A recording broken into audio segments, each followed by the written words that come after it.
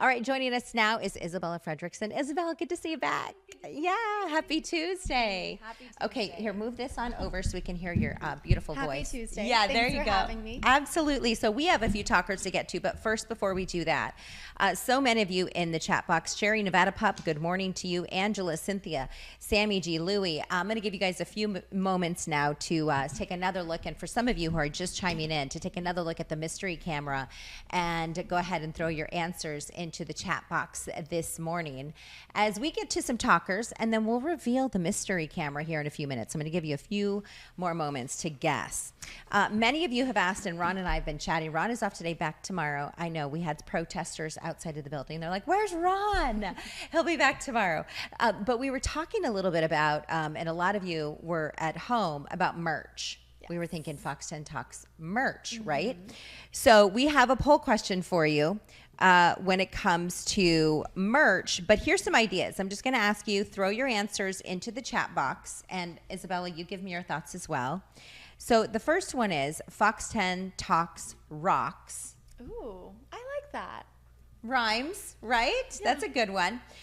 Fox 10 Talks VIP Club or official VIP Club member. Fox 10 Talks official VIP Club member. Here's the one that we kind of worked in as a group. I'm a Fox 10 talker. That would be on the front.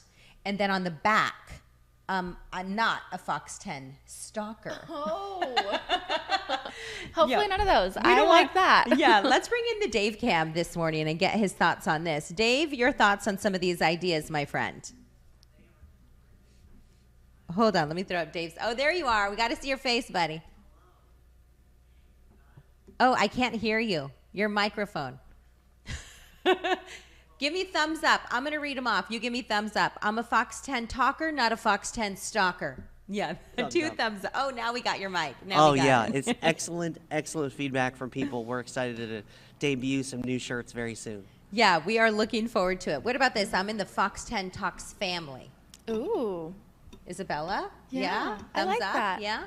Okay, good. I'm a Fox 10 talker. Dave, what are your thoughts on the best one? I'm a huge fan. I like the I'm a Fox 10 talker, not a Fox 10 stalker. I think that would be a really funny good. And then I believe Isabella's idea, which is I start my mornings with coffee and Fox 10 Talks. Oh, I like that. Nice. Or to even shorten it. Yeah, Wake up, Dave, thank you. Coffee, Fox 10 Talks. That's it. That's good. Wake up. Simple. And like a little, maybe like a check mark or something like that. Or a little symbol of a coffee mug. Yeah, that's a great idea. All right, we're going to get right to some talkers here with Isabella this morning. So this is called the Ick Study. I know. Let's roll some video and let's talk about this story this morning.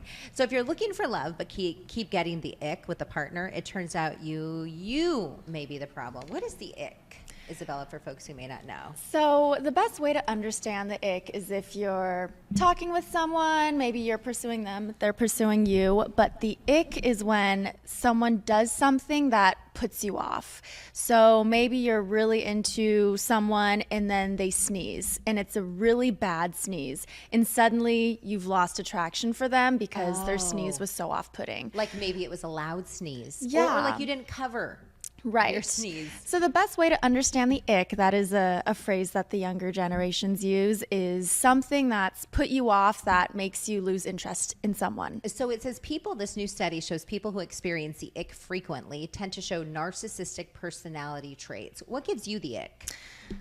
Something that gives me the ick is when someone goes to the bathroom and doesn't wash their hands, or when, someone has an itch in their nose and instead of getting a tissue, they, pick their nose. Oh, and then they like, don't nice wash their hands. They put Yeah, so just, I think cleanly habits for me. Yeah, those give so me true. The ick. By the way, here's a quick shout out to, thank you, Dave, for responding. S. Marino said, definitely still thinking about Fox 10 Talks socks too. Oh, that would be fun, That's especially a good for idea. the winter time. Yeah, so true. This study says women tend to get the ick more frequently than men. Experts behind the study also encourage people to take those icks with a grain of salt and maybe think twice before writing someone off completely. Is there ever a time, Isabella, where maybe you had the ick from someone and then you were able to look past it? Yeah.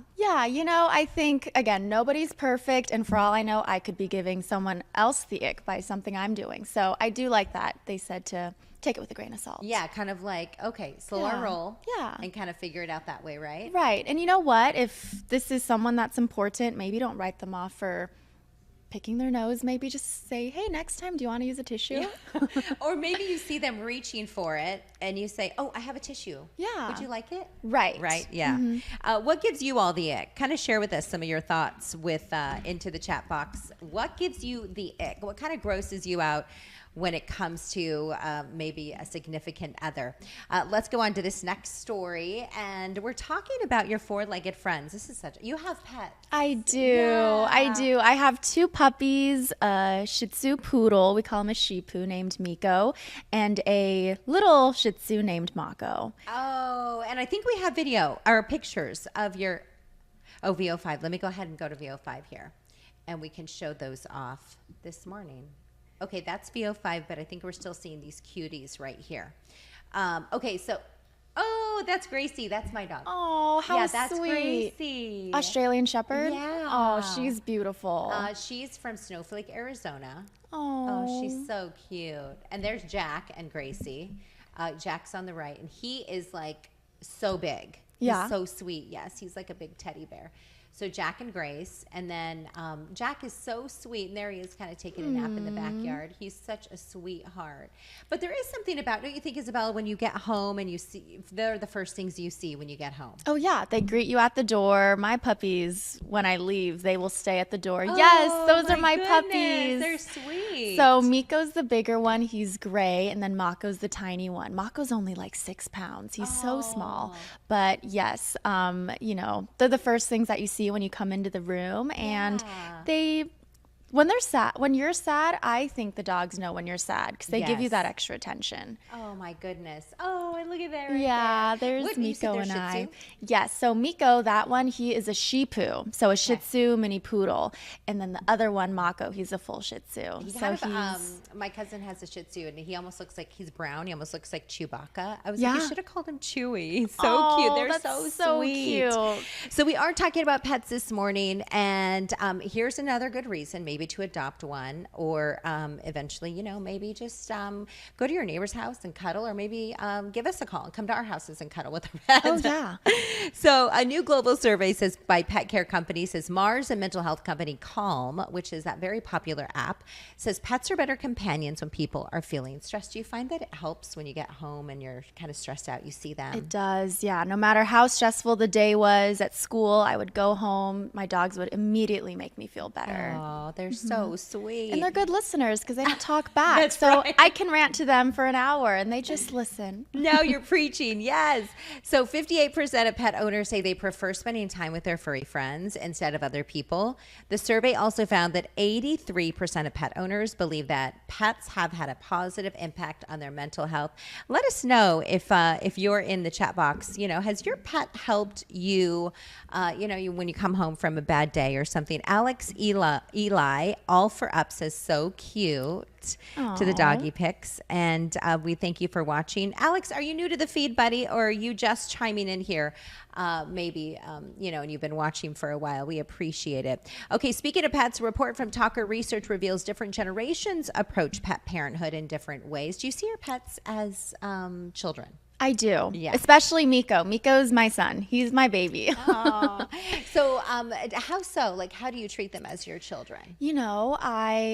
I just feel like I'm so responsible for them. That was a big thing for me. I take them on walks, and I buy them treats and I buy them clothes. So I feel like that's like my baby. Okay, when you say buy them clothes, are you talking like little booties and stuff too?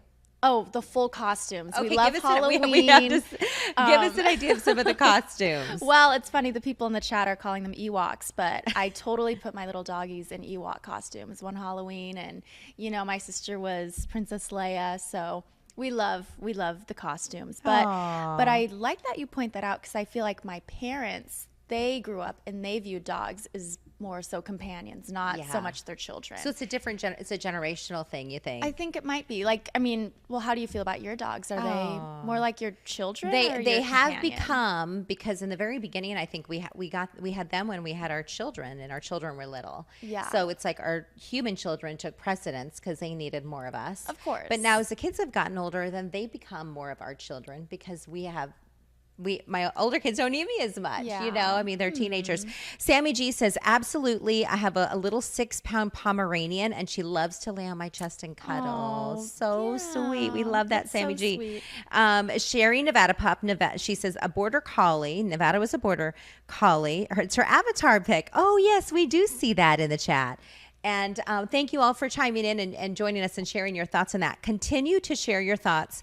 Let me go ahead and pop up the mystery cam and give you guys just a few quick seconds to voice your thoughts. And where do you think this shot is, real quick, Isabella?